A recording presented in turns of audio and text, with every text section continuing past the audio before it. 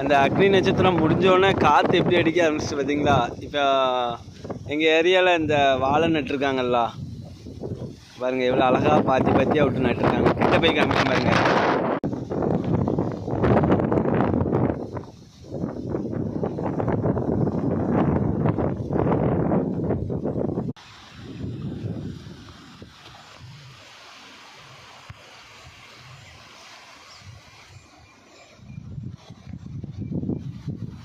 காற்று அடிக்கையில் அந்த தென்னை மரமே உழுகுற மாதிரி ஆடுது பாருங்க. எப்படி ஆடுது, எவ்வளோ வரிசையாக நிற்கி பாருங்க.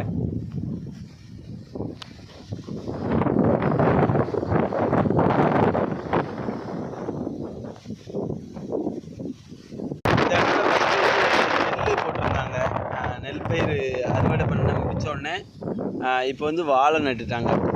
சுற்றி வாழை தான், அந்த பக்கம் ஃபுல்லாக பாருங்கள்.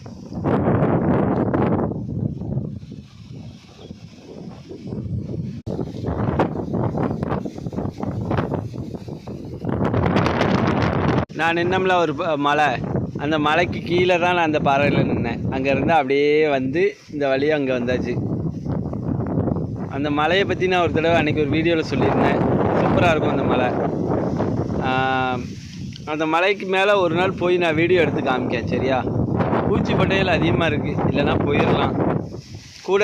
அதாவது அந்த மலை மேலே ஏறும்போது வந்து கூட 2 ஆள் இருக்கிறது வந்து இருந்தால் தான் நம்ம கவனமாக மேலே ஏறி வீடியோ போட முடியும்.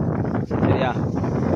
இப்படி இந்த வழியாக போனோம்னா அதான் பாபநாசம் மலை. பாபநாசம் பக்கத்தில் இருக்க திருப்பதியாபுரம் மலை சைடு. அந்த மலைக்கிட்ட தான் கரடி, சிறுத்தை, வனவிலங்குகள் நடமாட்டம் ஃபுல்லாக இப்போ ஒரு 6 மணிக்கு மேலே ஃபுல்லாக கீழே இறங்கிரும். சில நேரம் ஊருக்குள்ளெலாம் வந்து நாய், மாடு அதெல்லாம் வந்து அடித்து தூக்கிட்டு போயிருக்கு. வனத்துறை அதிகாரிகள் வந்து கூண்டு வச்சுலாம் பிடிச்சிருக்காங்க.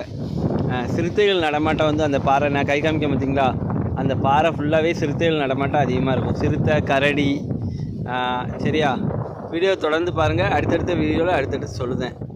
இன்னும் அடுத்தடுத்து நான் நிறைய வீடியோ சொல்கிறேன். பல சுவாரஸ்யமான இடங்களை பற்றி நான் ஒவ்வொரு வீடியோவும் போடுதேன். சரியா? வீடியோ பிடிச்சா லைக் பண்ணுங்கள், கமெண்ட் பண்ணுங்கள், மறக்காமல் சப்ஸ்கிரைப் பண்ணிடுங்க சேனலுக்கு. மறக்காமல் ரொம்ப நாளாவது இப்படிலாம் சொல்லி சப்ஸ்கிரைப் பண்ணிடுங்கன்னு இப்போ தான் சொல்லுதேன். சரியா? நன்றி.